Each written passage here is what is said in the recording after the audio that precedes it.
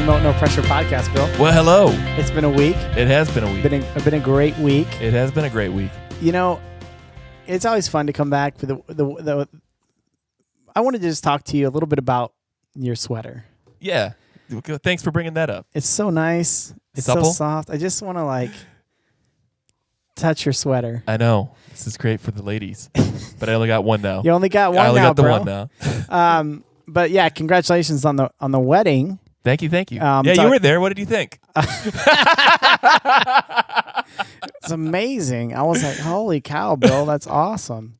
No, but congratulations on that. To get a couple things, I wanted to talk to a little bit about this episode of the Remote No Pressure podcast. Is it getting serious? No, but it is brought to you by Deli Fresh Design. Oh. DeliFreshDesign.com makes high quality fly fishing gear out of repurposed fly fishing materials such as waders. Not just fly fishing material. There's sails in there too, right? That's not fly fishing. No, but I mean, a lot of people who sail fly fish. Turns it into fly fishing material, though. Yes, it does. Into awesome repurposed products that would normally end up in the landfill. And it's not just a shtick. He really believes in this stuff. He came out to Michigan last summer, and we fished. And nice. Spent some time with Ross, and just hearing his passion about the fly fishing industry and the environment and what he's doing. And it's not just a shtick. He really does. Even if I didn't care about the environment, if I was just old school renegade and just did not care, kept throwing your gum wrappers in the river. Yeah, I would still buy his products because they're cool. No, but if you go to DeliFreshDesign.com and type in RNP20 at checkout, you'll receive 20% off his fine quality products. That ain't a bad deal. Speaking of sex, our other our other sponsor is Manscaped. What do you got to say about Manscaped, Bill? I like it. It's good.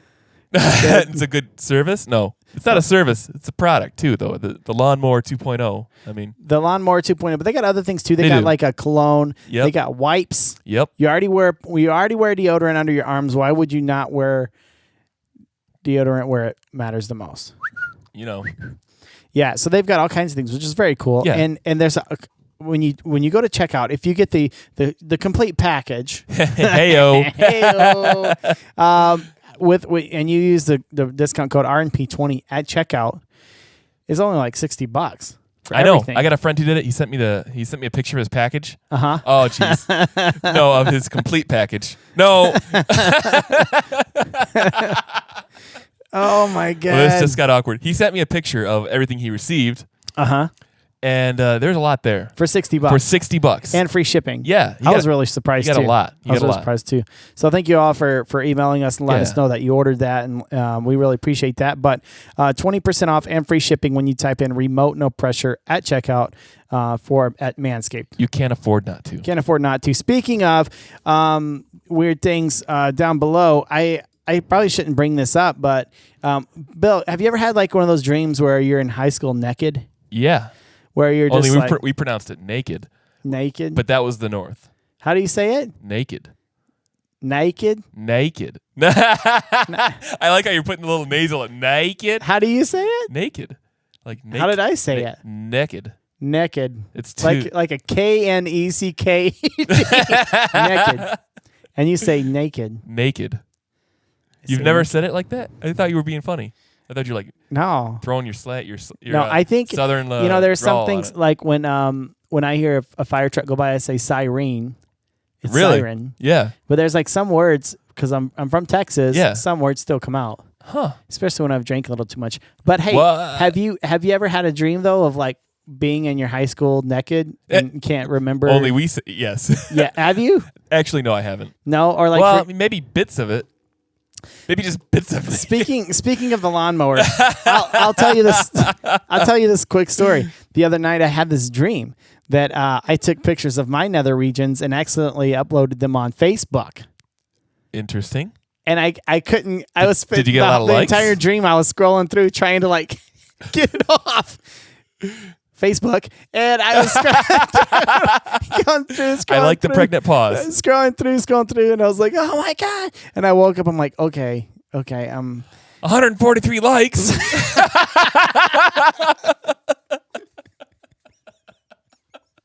What did I do? Oh Dun, dun, dun. No, but anyways, so that was interesting.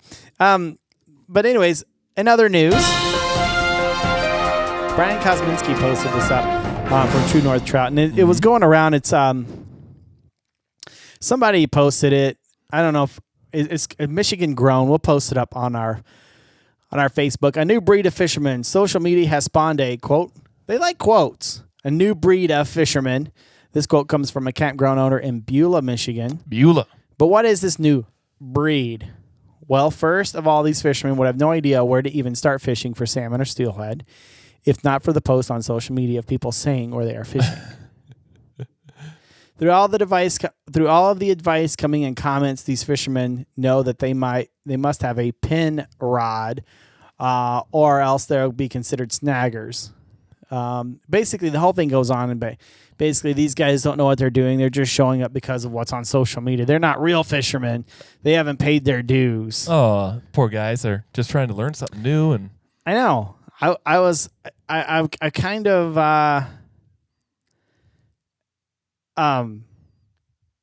You wonder how much they spent on their gear too when they went out there. I kind of have mixed feelings on it because I understand where they're coming from, you know.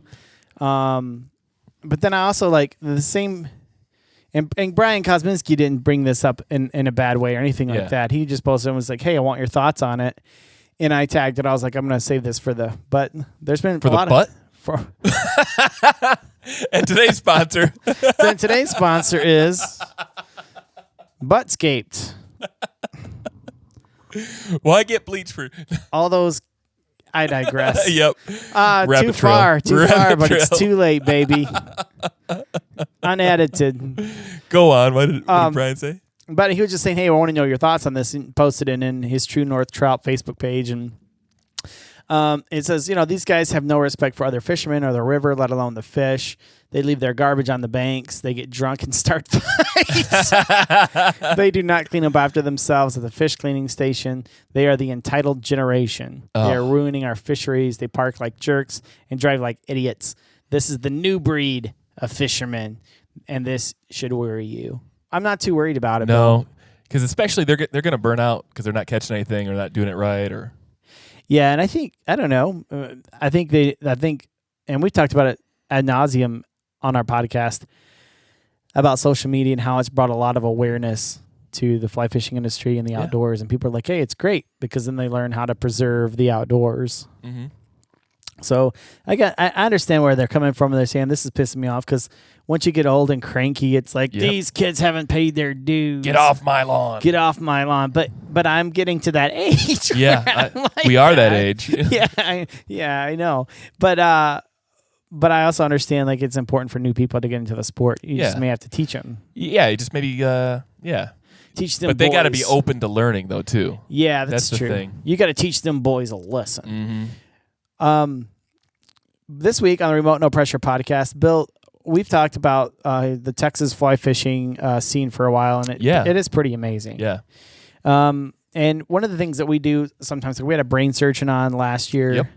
Yep. This year we have he was not a Texan though. No, he was not. He was from Europe. That was an interesting interview. He said he knew when he was like 12 years old he was going to be a brain surgeon, and everyone laughed at him. And he just knew he was going to be. Who's laughing now? Who's laughing now, suckers? And they're like, "Well, we're trying to use that as motivation to make you do it." No, but he was saying everyone laughed at him, but he knew when he was like 12 years old. Wow. Well, this week's guest, Brad Boone, is a surgeon down in Texas, down by Austin. I met him through Aaron Reed. Remember I went down there? Yeah. And I didn't get to meet Brad, unfortunately, but I hung out with Aaron, and Aaron's like, "You got to have Brad. He's a surgeon, a pretty stressful job, and in between rounds and whatnot, he goes down to Brushy Creek and fly fishes." Mm-hmm. So he talks about managing stress with fly fishing. Very cool. And he knew when he was a very young age that I'm going to be a doctor. It's a calling.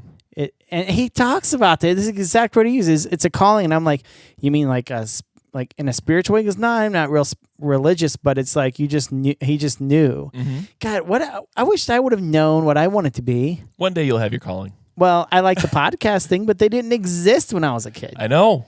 Did you want to be on the radio when you were a kid? I did. Or have your own TV show? I did. I did actually. And in my communications class in high school, one of my teachers was like, Jeff, you're really good at this. And I kind of just was like, cool, but I knew I wanted to be in like music or something. Yeah. Tech. I don't know. It all worked out for It me. all worked out. Yeah. Well, Brad's going to talk to us a little bit about the fly fishing scene and also being a doctor and using fly fishing to manage his stress. So welcome to the podcast. Let's light the fire.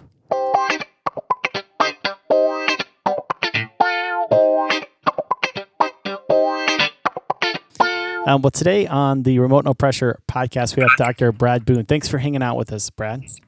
My pleasure. Thank you for the chance. Yeah, and it's really cool that yesterday, I tried to call you. You're a heart surgeon, correct? You're a heart surgeon? Well, I'm actually a vascular surgeon, which is a blood vessel surgeon. I deal with all of the arteries and veins that are not directly connected to the heart. So in the neck and chest and arms and legs. Okay. And your job is obviously not a super easy job, but you said getting on the phone with me was harder than your first two surgeries this morning. So thanks for your patience. No trouble. The reason I was reaching out to you, I got your name from Aaron Reed, obviously. And he said, you got to talk to Brad. He has a very stressful job, and yet you still have time to go fishing. How did you meet Aaron? It's interesting. I first became aware of Aaron and you through Instagram, and I've never been a big social media guy, but I realized that Instagram was a neat way to sort of keep an idea of what was going on with the fly fishing community. And it was a Saturday. I was at Living Waters Fly Shop, which is about a mile and a half from the hospital where I work. I was on call and I had a little downtime. And I went to an event about Guadalupe bass, and the guy in front of me looked kind of familiar, and I looked down and saw his child had a Cub Scout hat on, and he was asking really detailed questions about Guadalupe bass science and management, and I thought, this has to be Aaron Reed. So after the discussion, I just walked up and shook his hand and introduced myself, and had some common connections through not only fishing, but the kids that are Cub Scouts and an interest in native fish and fiberglass fly rods, and we became fast friends. Yeah, it's easy to become fast friends with Aaron. He's a good dude. No doubt about it. A great dude. Yeah, that's really cool. Now, did you get into fly fishing at an early age, or have you always kind of been involved with fly fishing? Was that something recent, or? So I grew up in Mississippi, and we've got a family farm that we've had for over 110 years. And I've grown up hunting and fishing, and I'm 49, so I guess I was about 10 or 12 when I'd already grown up fishing with crickets and cane poles and all that kind of stuff. And I just stumbled across fly fishing back before it became everywhere. I mean, I was using 8-weight Kmart purchased fiberglass fly rods that were as thick as your index finger, and catching bass and brim. And this was long before Orvis catalogs and river runs through it. So it just was always the neatest thing. I remember when I was about 12, I was looking through a book called Lamar Underwood's Bass Almanac, and there was a chapter on fly fishing for bass by a very young looking Dave Whitlock. And he just looked happy, and he had these really awesome deer hair bass bugs. And I thought, this is my kind of stuff. I want to learn how to do this. I want to make those bugs, and expressed an interest. And my dad found this 1950s era Boy Scout fly tying kit that had one little dirty piece of chenille and a real crappy fly vise that barely stuck onto the table, and a couple of moldy feathers. And the first time I wrapped that chenille around a hook and saw a body, I thought, hot damn, I'm going to really know how to do this. And so I started with no idea of anybody else that would do it. I just started teaching myself, and I would take the Cabela's catalog, which at the time would have a picture of a fly that you could cover with a quarter and no mention of recipe. And I would just try to mimic that, and ultimately taught myself how to spin bass bugs, and fished a lot and caught a lot of bass on farm ponds. And so I've always been a fly fisherman, really. And interestingly enough, as I've moved on through my life and trained and gone to schools and everything, I've always known it was the right thing because I'll move into a place. This has happened in Dallas and Nashville and now in Austin. I'll move into a place without even making a conscientious decision, and there'll be a fly shop about 2 miles away. It just happens to be there. So. Which one in Dallas did you go to? So I lived near Lover's Lane, and it was the then West Bank Anglers that ultimately morphed into Tailwaters, which once I moved back to Mississippi, I claimed that Tailwaters Fly Shop was the best fly shop in Mississippi because you could order online or just through calling everybody on the telephone. So. Yeah, that's awesome. Yeah, that's I know exactly which one you're talking about. We actually had a guest on our show who used to work there, and I went to college in Dallas, and I worked at the Starbucks just around the corner from there. And but I never went to that fly shop because I didn't start fly fishing till later in life. But I thought that was pretty interesting that his path and my path kind of was all around this the same area at the same time, but we never crossed paths. He's the dude from Flood Tide. I don't know if you're familiar with Flood Tide apparel. Yeah, one of the designers over there. I can't forget. I'm trying to think of his name. But anyways, he worked there, and it was Paul Puckett. That's who it was. Paul Puckett worked there, and I worked around the corner, and I was like, man, we never hooked up, and now we're older in life, and I'm fly fishing, and so that's kind of cool that you were part of that crew as well. Yeah, that's neat. Cool. Yeah, and I've actually picked up watching. I follow Paul Puckett on Instagram, so it's all interesting how this community just sort of ripples out and is related. It's one of the things I love about it. Yeah, it's very cool. It's a pretty niche community. It's not a huge. It's like we all go to church in the same denomination. So when you go to another town, you're like, oh, your brother fly fishes. Oh, he at that shop, Right. And Living Waters is a great shop. I was actually down there with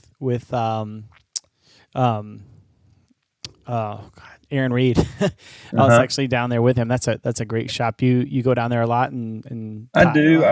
Like I say, it's a mile and a half, 2 miles from the hospital. So if I've got sort of a downtime and don't have time to fish, but have 30 minutes, I might drop by and say hey, and might even spend a little money or just ask some questions or whatever. But it's a phenomenal shop. It's a real cool vibe, and they're super nice and take good care of me. They're good friends. Now, what made you decide to go into medicine?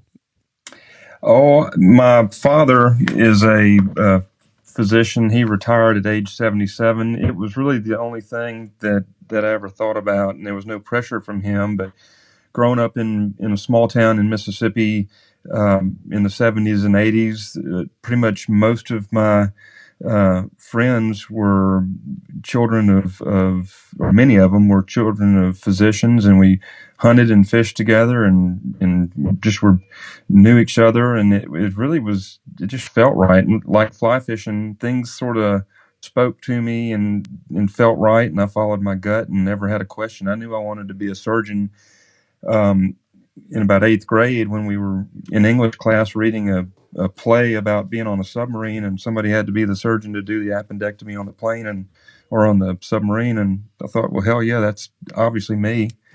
And it just was always the right thing. And when I was in high school, I would work in the hospital, and the surgeons were the sort of my heroes. They just were my kind of people, and I hunted with them and knew them well, and it just sounded like the right thing. So I got a chance to work with them in the summers, and the very first day I worked in the operating room, I scrubbed into a blood vessel bypass operation in the leg, and I got to help out. And I just thought, well, this is absolutely what I want to do with the rest of my life, and never questioned it. And I don't really work. I go do what I'm called to do and love it. And it's not always convenient or easy or necessarily fun, but it's always rewarding. And I'm a lucky guy because it's like I said, I don't really work. I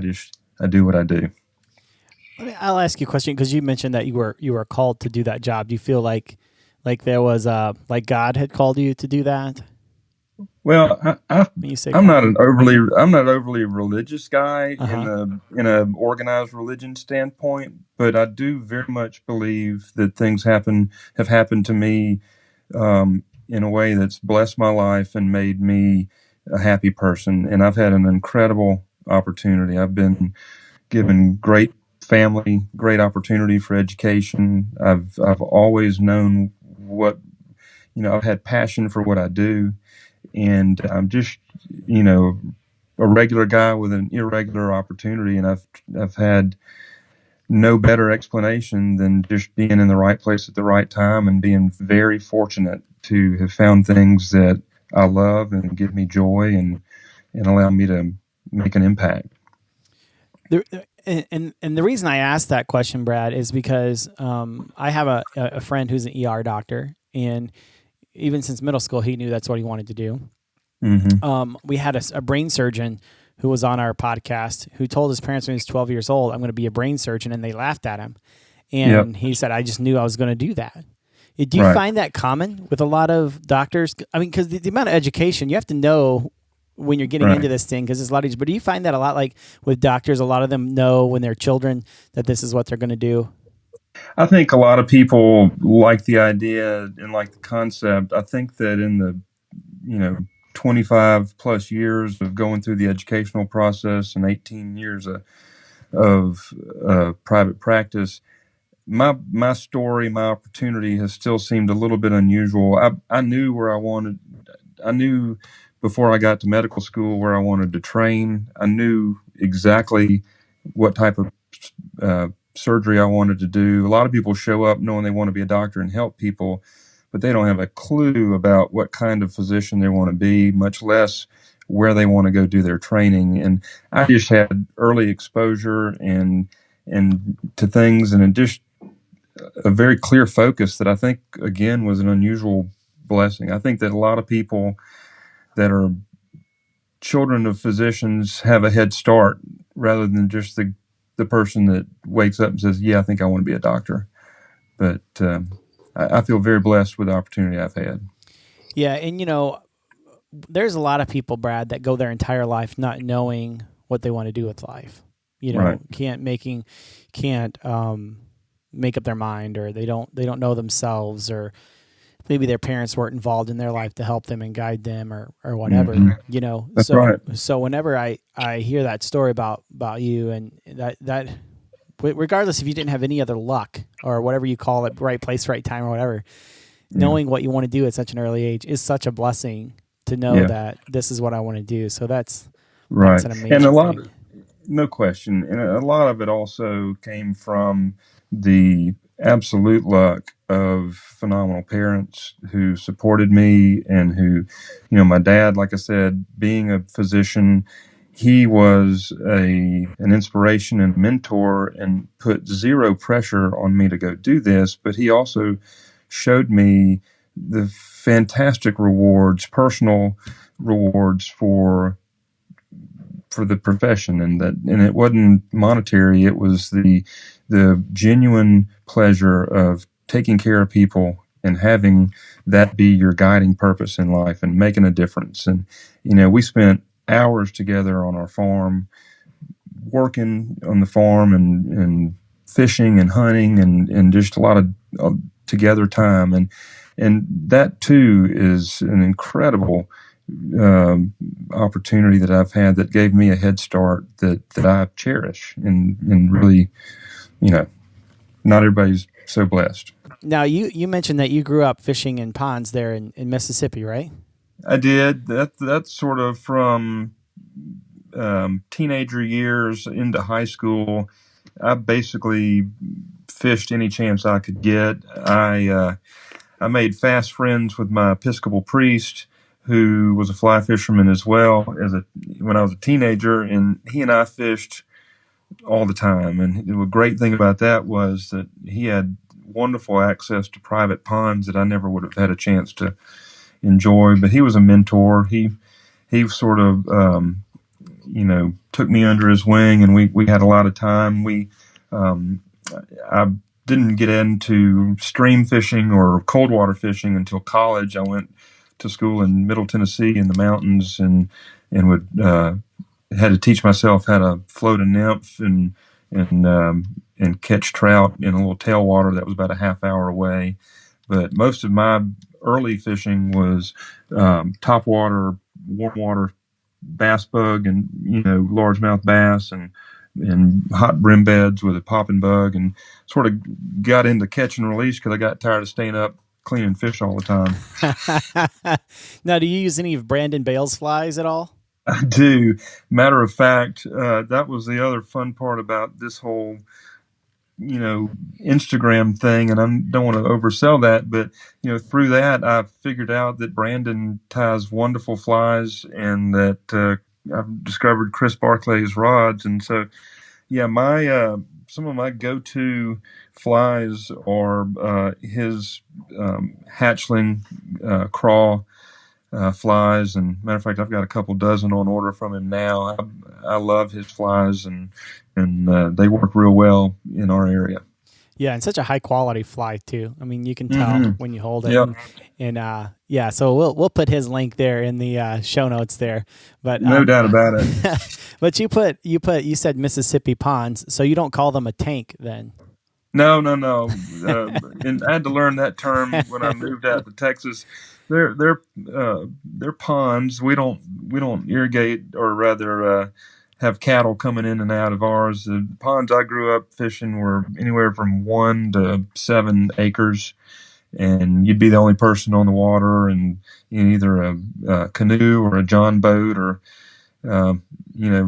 before I got into trout fishing, I even bought my own. I had to figure out where to buy a pair of cheap waders, and would just walk around the pond a little bit. But a lot of early mornings and late evenings when the light was just right and the fish were really hot, pounding those banks with deer hair frogs and popping bugs.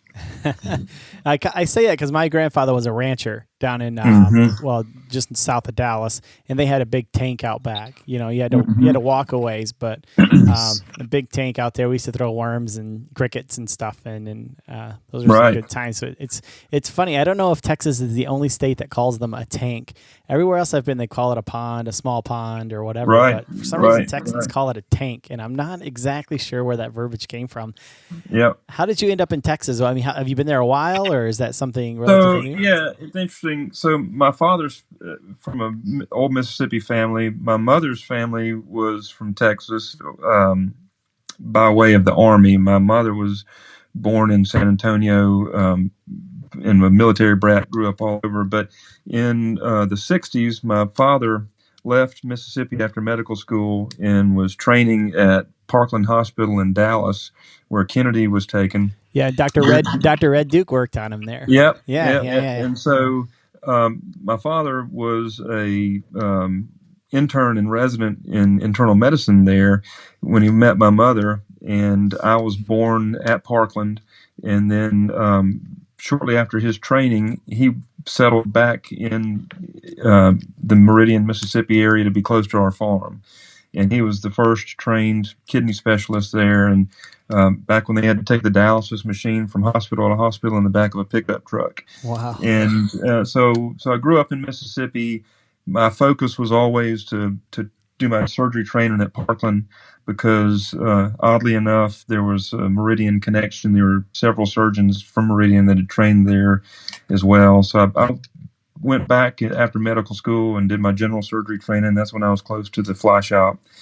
And then finished up training, went back to Mississippi to practice for a while, and then finally realized at about age 40, 41 or so that being in my small town in Mississippi really was not allowing me to professionally keep up with the level of training that I'd had. The technology was moving in a different direction, and I really needed to be in a bigger community to do vascular surgery. I was practicing a broader practice, doing a lot of general surgery and trauma, and just not able to be the vascular surgeon that I was kind of trained to be.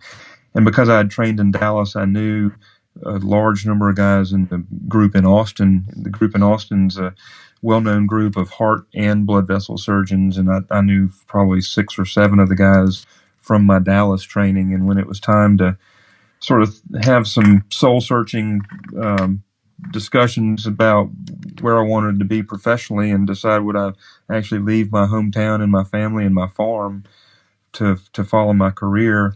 I had one of my future partners at our farm. We were hunting with his son, and just realizing that Austin was a great opportunity, and I was very fortunate to be able to come join friends and just sort of rebirth my whole career. And it's been a great move for me professionally, but moreover, especially for my family. And the fly fishing has been a neat benefit from this, because the fishing and the fishing community here is so rich that it's really allowed me to enjoy something that I wouldn't have had otherwise.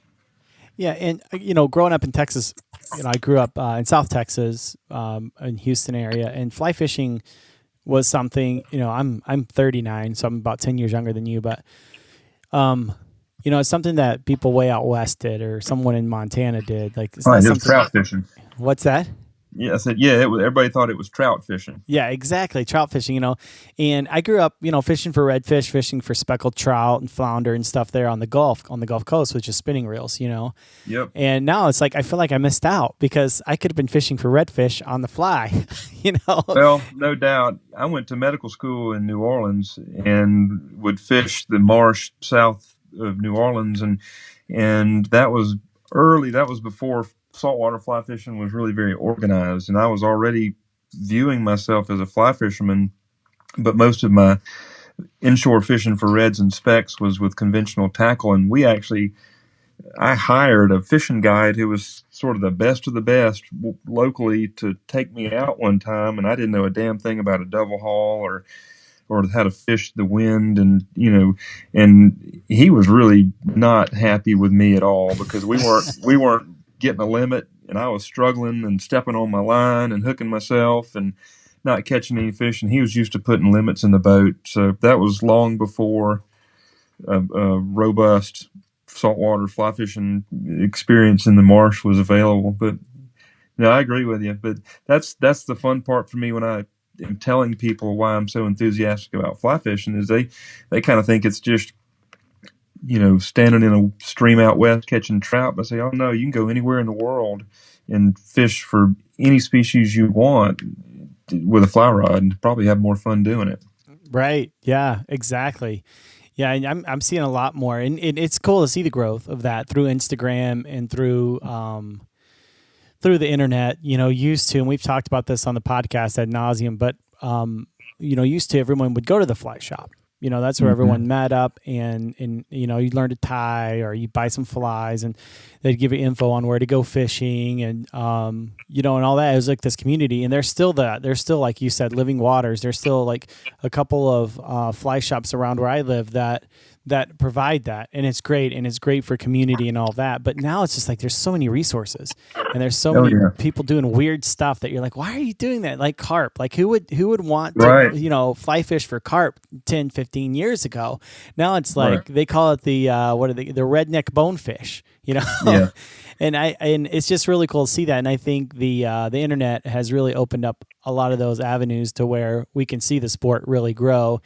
One of the things that I wanted to ask you about is, I know that your job, I'm assuming that your job is relatively stressful. I mean, you said private practice for 18 years.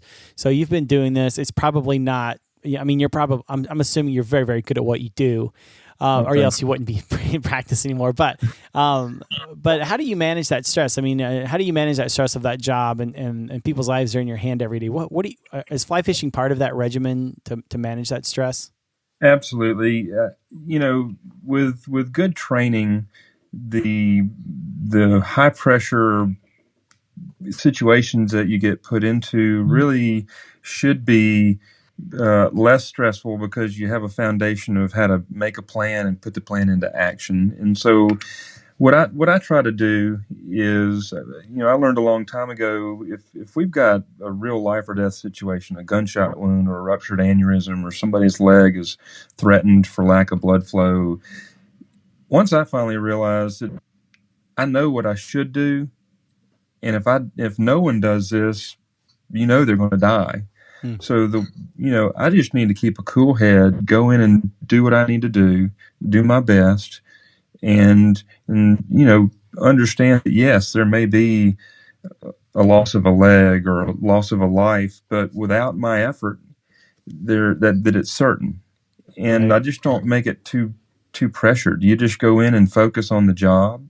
You solve the puzzle, and I just try to, as far as dealing with the pressure and the strain of that, I learned a long time ago that if you just focus on the matter at hand and deal with that and live in the moment and not worry about you've got 30 more things to handle, just solve the puzzle in front of you, and then when it's done, move on. And so for me, fortunately, I've got time in between cases to think about fly fishing. I've got a little office out from the operating room with a computer, and on my screen is a picture of Brushy Creek, which is a mile and a half away. So the moment I'm done being a doctor, my head goes into a different place, and I just relax and find calm, and I might check Instagram or read about a new place to go for golden trout or whatever, or text Aaron. And so the fly fishing gives me great joy and community and distraction and relaxation. And but again, I'm pretty fortunate. The real, true, life-threatening emergencies they're there, but it's not nonstop, and so they're infrequent enough that it's not like I'm running around all uptight. And so, I just try to live in the moment and enjoy things, and not make it too high stress, and just try to keep it relaxed. And I'll share this with you because most people know that I'm a giant Astros fan. I love the Houston Astros. They're like my team, right? And Yeah. in seeing their two pitchers, Verlander and Cole pitch, they are so calm. Right. They're in the moment. And I can imagine probably you're the same way. It's like I'm in this one moment, and these guys, I just watch them and they just don't get flustered. And I think that's what makes them such great pitchers, is that they don't get emotional, they don't get flustered. They're in that moment. And that's really cool that you're able to do that, Brad, because that's one of my goals. I would love to be able to stay cool in all situations, but I do not have that personality. So, well, that's sort of what you're trained into. That's one of the benefits of the really rigorous training that we all went through, was that it puts you in that stressful situation where you're tired. The volume of work that you have to do is so great. The acuity of what you're dealing with, the life and death, whatever, and you kind of have to grow through that. And that's sort of why it's a 5-6 year training process after medical school. I just again feel like the blessing of being able to train in a series of wonderful places gave me the opportunity to learn how to do my job, do it well, and not be too uptight about it. Just to relax. You know what you need to do. Go solve the puzzle, and don't get yourself worked up into this big frenzy. it sounds like that's a good metaphor for fly fishing. Relax, Yeah. focus, don't get too worked up in a frenzy, and be in the moment. So, Right. Let the rod work. yeah, exactly. Well, Brad, thank you so much for hanging out with us, man. I really appreciate it. My pleasure. Thank you. And if you don't mind, would you like us to share your links to your Instagram on our show notes, or is there any links you'd like us to share or talk about? Well, I think that the links that I'd have put on would definitely be the Texas Streams Coalition, which is a local grassroots not-for-profit that Aaron and other friends have started, and we're trying to keep public access available in the great state of Texas for our rivers, not only from access to fish, but also paddle, Guadalupe bass, and other wildlife stewardship, and and all. That's a new fledgling group that I think deserves a shout. I definitely would put links to Brandon Bales and Chris Barclay and Aaron Reed and those guys. But I'm not a real active poster. I try to keep in the shadows and probably stalk a little bit and just keep it simple and do my thing. We'll put those links up. And Brad, thank you so much for hanging out with us. We really appreciate it. My pleasure. Thank you very much. Good guy. What's the most stressful job you've ever had? The current job? Yeah. Or Toys R Us? No, looking back, Toys R Us was stressful, but like in its season, that was like just like when I worked at the Burger King, that was stressful. Right. But in retrospect, like, those were easy jobs. But well, unless you got the ghost of frozen patty, then you got to look out. That's a little stressful. Then you got to look out. It's more of a scary stress then. I think it's all what you make it though too. Like some people really enjoy their jobs, where other people would be like, "This is so stressful. How do you handle it?" Right. Some people just handle it better. It's the way they, like Brad was saying, it's just how you manage your stress. Right. Yeah. And I can't imagine being an ER doctor or something, but like he said, they teach you how to manage those situations. Yeah. That's why you go to med school. That's why you do it so many times. Mm-hmm. It's just an amazing profession. It really is cool. So thank you very much, Brad, for hanging out with us. Thank you for everyone for listening to another episode of the Remote No Pressure podcast. Be sure to check us out on our socials. Subscribe. Leave a little love, a little review, a little ditty. I was hanging out with Micah Sims, accountant Phil's brother, and he's talking about Dave Matthews Band, and of course he's like in his early 20s, so he mocks the Dave Matthews Band, And I was just laughing so hard because you know what he looks like, and you can just imagine him saying that stuff. Anyways, but yeah, leave a little love. Send us a note if you're checking us out, and also leave a review. What are we missing? Anything? Subscribe to our YouTube. Yeah, we got some cool stuff going on there with the fly tying series. Yeah, lots going on. Subscribe help our sponsors. Yeah. Buy from our sponsors. It helps us. Yeah. Gotcha. This is awfully annoying. But yeah, thank you so much, Bill. Thank you so much for all your hard work. Yeah. You're an amazing guy. Well, thank you. Yeah, and until next time, go fishing.